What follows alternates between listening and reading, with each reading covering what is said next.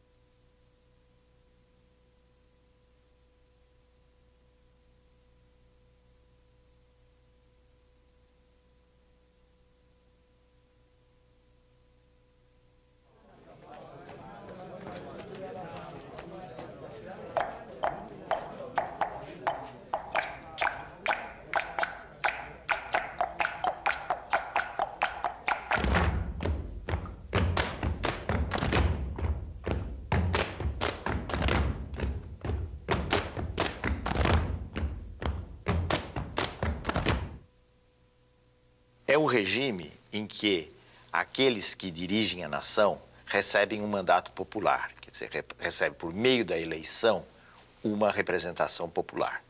Isso distingue a democracia de qualquer regime autoritário, totalitário. Isto é, a ideia de que a soberania reside no povo e o povo elege os seus representantes. Mas de tal maneira identificou-se o colégio eleitoral com o povo, que hoje nós não sabemos o que é direta e o que é indireta. Sabemos apenas que o povo será vitorioso.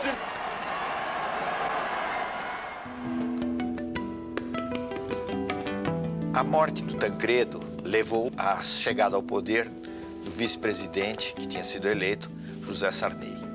Na realidade, o Sarney assumiu em meio a muitas desconfianças políticas, porque havia uma diferença sensível entre o presidente eleito e o vice.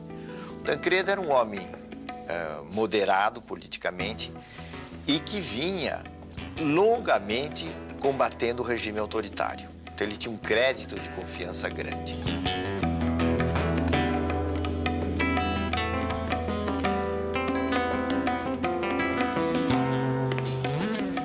O caso de Sarney era diferente.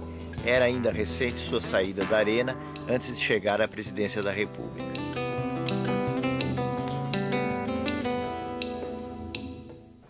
O Sarney manteve o SNI, o Serviço Nacional de Informações, como um órgão que vinha da ditadura e que ele entendeu que poderia ser adaptado a um outro contexto. Isso também provocou muitas críticas. Mas, na verdade, a gente pode dizer que o aspecto mais positivo do governo Sarney foi exatamente garantir um clima de liberdades democráticas. No plano econômico, o governo Sarney teve muitos aspectos negativos. O Brasil carregava problemas que vinham já de antes, o descontrole financeiro, inflação enorme, déficit público, déficit externo, e Sarney teve, em razão disso principalmente, sofreu uma queda muito grande da sua popularidade. Isso levou à adoção de um plano, que foi o Plano Cruzado.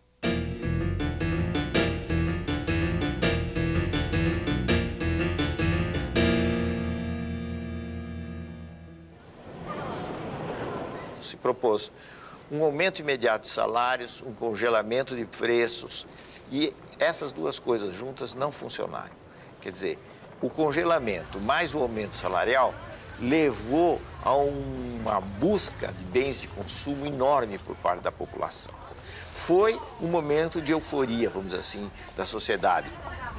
Preocupado com a explosão de consumo que levaria a uma inflação de demanda, o ministro Funaro pede à população para poupar.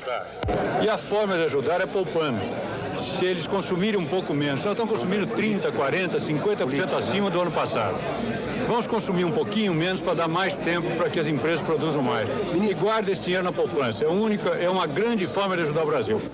Em fins de 1986, o Plano Cruzado já fazia água, visivelmente, para os técnicos, para as pessoas que tenham maior compreensão da economia, das dificuldades, o plano fazia água.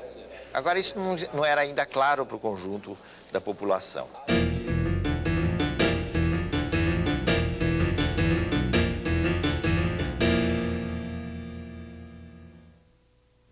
Brasileiras e brasileiros, boa noite.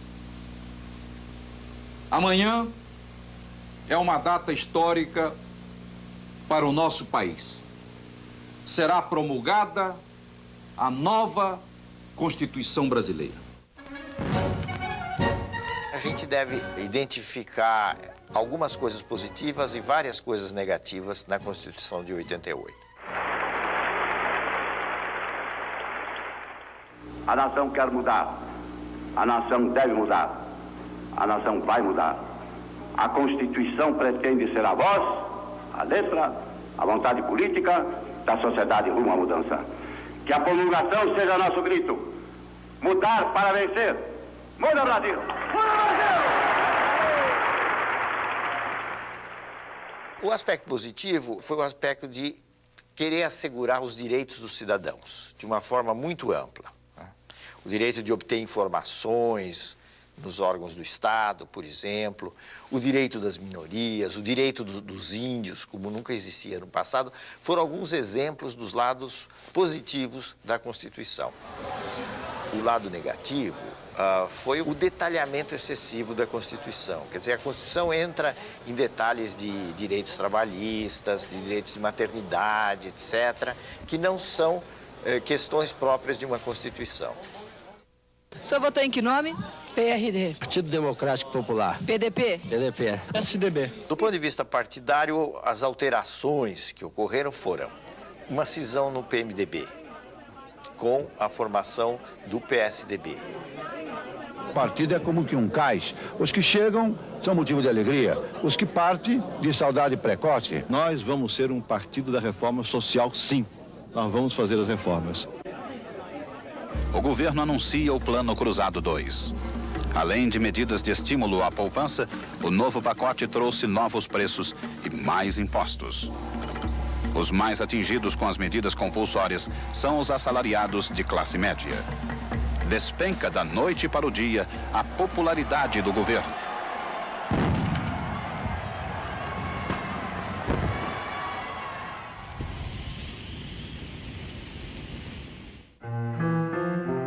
O fim do governo Sarney foi bastante melancólico.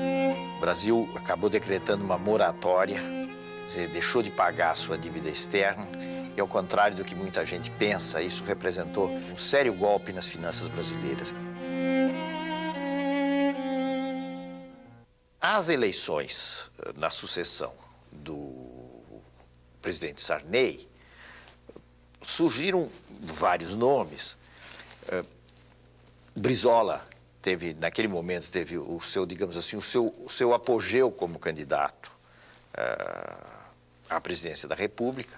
Porém, a disputa acabou concentrada no segundo turno entre Luiz Inácio Lula da Silva e Fernando Collor.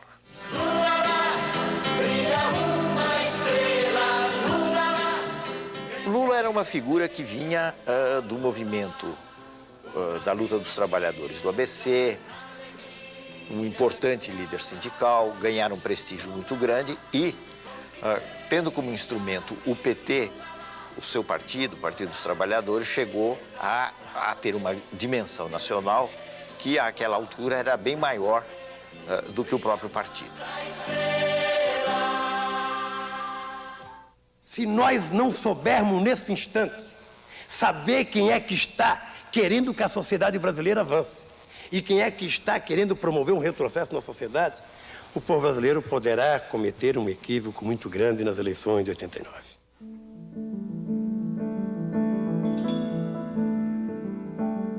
O Collor era uma figura que vinha, primeiro, de um estado pequeno, vinha de Alagoas, Segundo, não tinha nenhuma máquina partidária que o apoiasse. Em terceiro lugar, ele usava o marketing e usava certos temas de moralização com muita eficácia. Foi o caso da campanha contra os marajás, que iludiu muita gente, porque ele se apresentava como alguém que ia combater os altos vencimentos de um determinado setor do funcionalismo público. Eu confio no Brasil. Eu confio no futuro que está reservado à nossa pátria. Com trabalho, com experiência administrativa como eu tenho, com coragem, com determinação política e no exercício da autoridade de presidente da República, nós haveremos, com a ajuda de todos aqueles que desejarem se incorporar nesse processo, de construir um Brasil novo, de construir um Brasil melhor, de construir um Brasil de que se orgulhem todos os seus filhos. Boa noite, minha gente. Esse foi um embate muito renhido e, como nós sabemos, o Collor acabou se elegendo presidente da República. A posse, em 15 de março de 1990, foi um luxo, reunindo representantes de várias partes do mundo e enchendo de esperanças os corações de milhões de brasileiros. Aos fiscalizados, aos pés descalços, àqueles que querem justiça social no país para poder viver dignamente. Todo mundo dizia que ele vai fazer alguma coisa com a economia, porque havia um desarranjo geral, a inflação estava num nível absolutamente insuportável, era preciso fazer alguma coisa.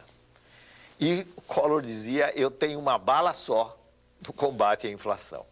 E o que ele tentou no plano econômico, hoje nós sabemos, foi uma medida de uma ousadia imensa, que foi o sequestro, ou se quiserem, para ser mais benévolo, o congelamento dos depósitos bancários, na prática, não é?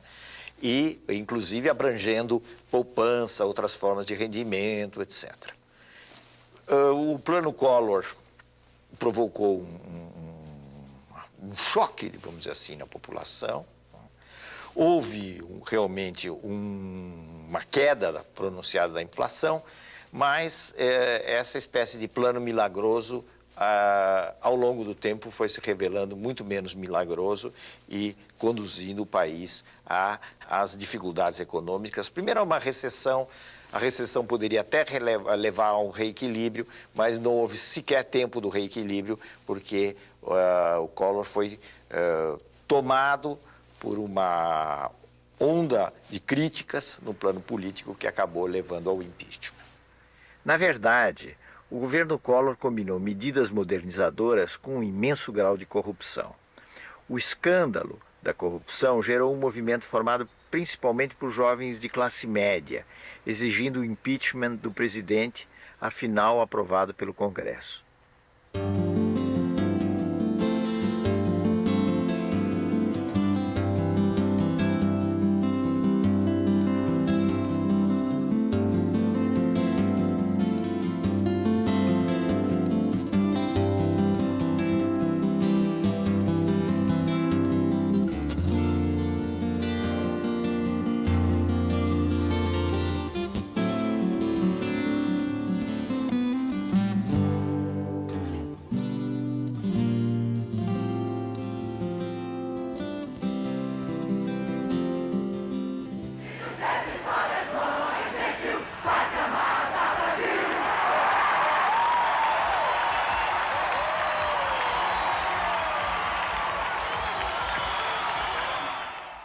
A lição que nós tiramos do impeachment é uma imensa lição. É uma coisa extremamente positiva e que nos leva a um otimismo razoável sobre a vida política brasileira, que tem muita coisa ruim, muita coisa negativa, mas que também tem muita coisa positiva. Por quê? Porque o impeachment foi um episódio, pela via legal, de substituição de um presidente da República, sem golpe militar, sem manobra palaciana, quer dizer, alguma coisa excepcional no quadro da América Latina. Foi um momento de um passo a mais na maturação da democracia brasileira. Iniciamos este trabalho citando que conhecereis a verdade e a verdade vos libertará. E Getúlio Vargas também em um certo momento disse: quase sempre é fácil encontrar a verdade. Difícil é, uma vez encontrada, não fugir dela. Espero que a nação não fuja dessas verdades. Muito obrigado.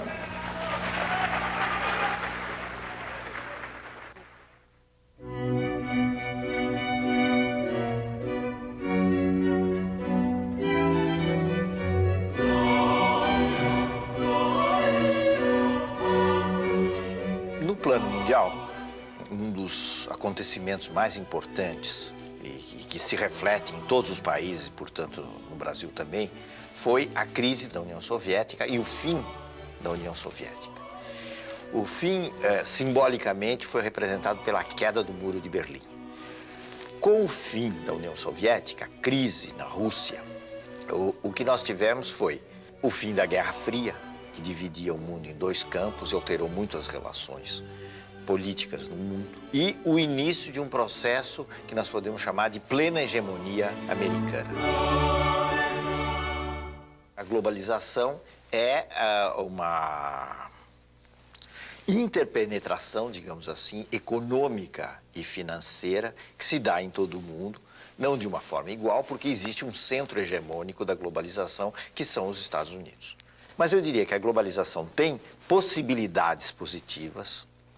O intercâmbio comercial, cultural entre as nações é em si mesmo um fator desejável e tem riscos reais, porque a globalização, se não houver medidas no sentido de limitá-la ou de alguma forma regulamentá-la, a globalização tende a acentuar desigualdade entre países ricos e países pobres.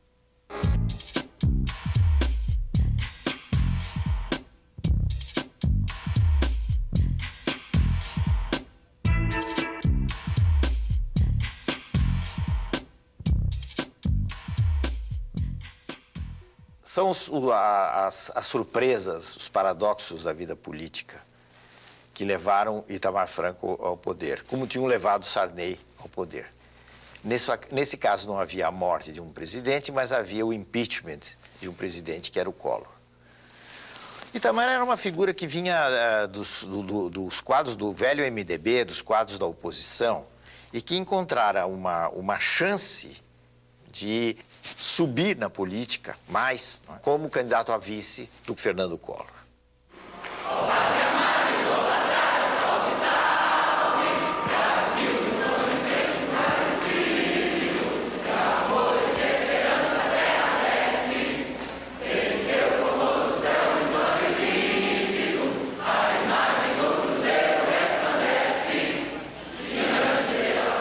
Compromisso do Presidente da República.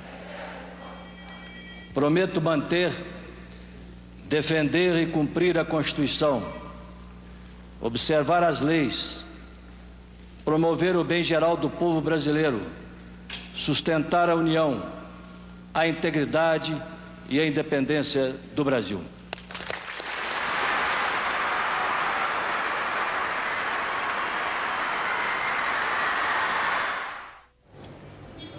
Itamar fez basicamente um governo de transição. Ele completou o período Collor. E eu creio que a coisa mais importante que ocorreu no governo de Itamar foi a implantação da URV, da Unidade Real de Valor, um passo absolutamente necessário para a implantação do Plano Real. A moeda é o mais concreto dos atos de confiança das nações em si mesmas. Por isso, todos os processos inflacionários da história se relacionam com as crises políticas e com as crises morais. Com o real, o dinheiro que está no bolso do trabalhador vai manter o seu valor. Muito obrigado. Essa medida, a escolha de Fernando Henrique Cardoso para o Ministério da Fazenda, eu acho que foram os méritos mais significativos do governo Itamar. A disputa pela presidência da República, em 1994, se deu essencialmente entre Lula, que era mais uma vez candidato pelo PT, uma frente de oposições, agora enfrentando Fernando Henrique Cardoso. A candidatura de Fernando Henrique foi altamente beneficiada pela instituição da URV e pelo Plano Real. É preciso também entender que foi extremamente importante naquela altura, para a vitória, a formação de uma frente partidária. A frente PSDB, PFL e PTB representou um fator bastante importante para garantir a vitória do presidente Fernando Henrique logo no primeiro turno.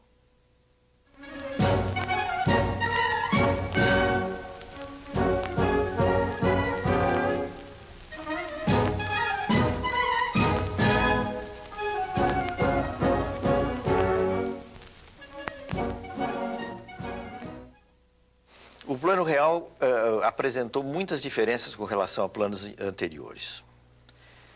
Primeiro porque ele acabou com a chamada indexação da economia. Quer dizer, acabou com aquele circuito de que os preços vão aumentando em função da inflação, etc. Ele quebrou isso. Fernando Henrique chegou às 9h30 da manhã. Cercado de crianças, comeu pão com manteiga e tomou café puro. Foi interrompido para dar autógrafo. Fernando Henrique pagou a conta de 55 centavos com uma nota de R$1 e recebeu um desconto de 5 centavos.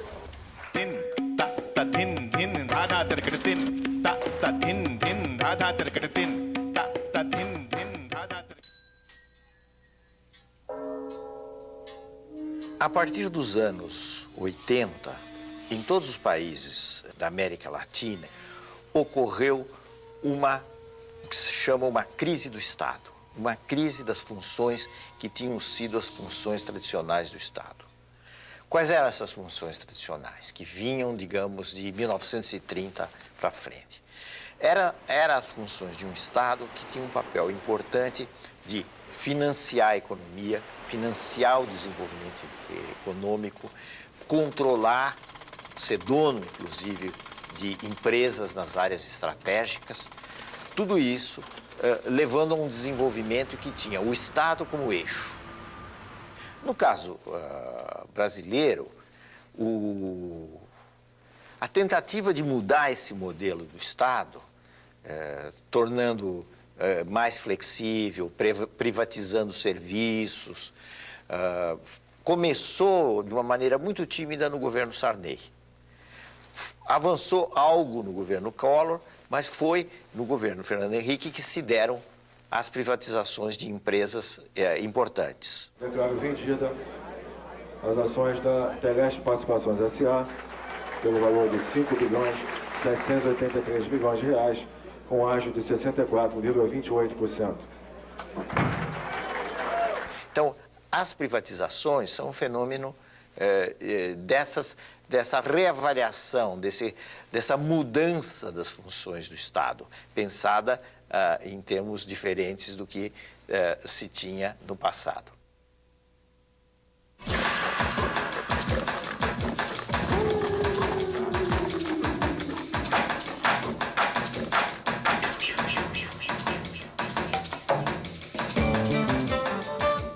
A característica do governo Fernando Henrique, do ponto de vista político estrito, vamos dizer assim, foi a existência de 2 mandatos, isto é, houve 2 eleições, a primeira e uma segunda, que levaram a 8 anos desse governo. A hipótese de reeleição não existia no nosso sistema republicano. Ela foi votada no Congresso, né, através de uma alteração da Constituição, e foi por via dessa alteração da Constituição que se deu a possibilidade de Fernando Henrique voltar a se candidatar em eleições disputadas mais uma vez contra Lula e que ele veio a vencer.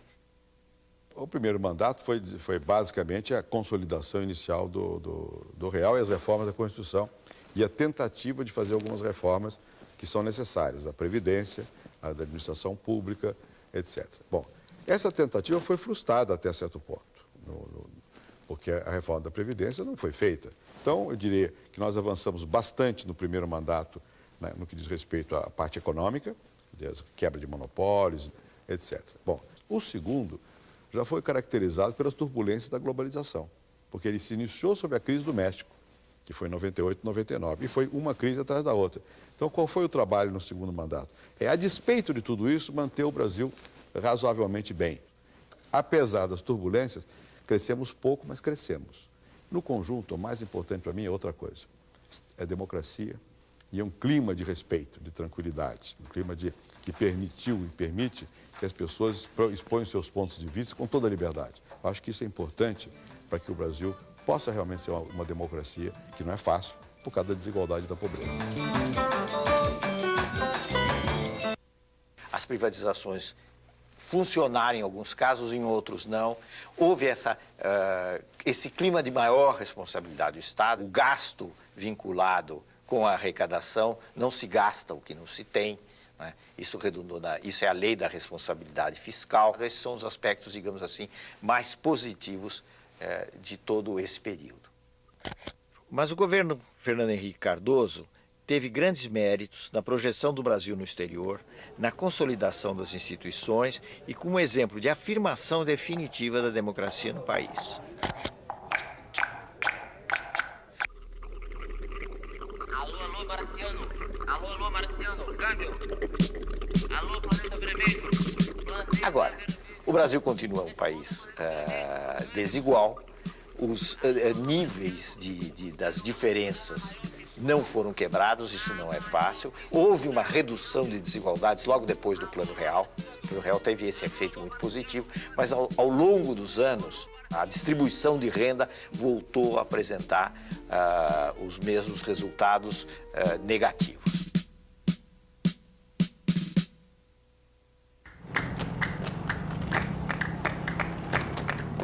As eleições de 2002 se caracterizaram pela sua absoluta normalidade. A nítida vitória de Lula rompeu muitos preconceitos, representando um fenômeno novo na história do Brasil.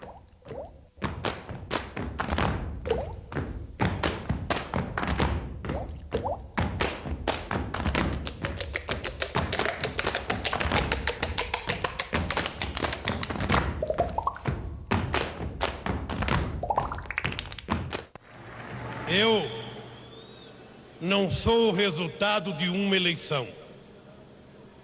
Eu sou o resultado de uma história.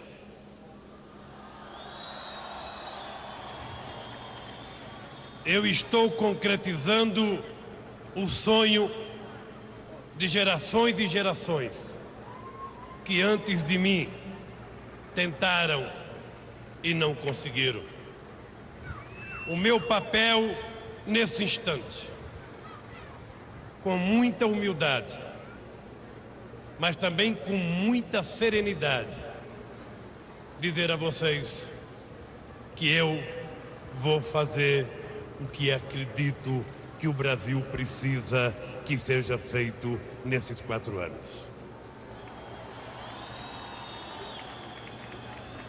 Cuidar da educação, cuidar da saúde, fazer a reforma agrária, cuidar da previdência social e acabar com a fome neste país são compromissos menos programáticos e mais compromisso moral e ético que eu quero assumir aqui nessa tribuna, na frente do povo, que é o único responsável pela minha vitória e pelo fato de eu estar aqui hoje tomando posse.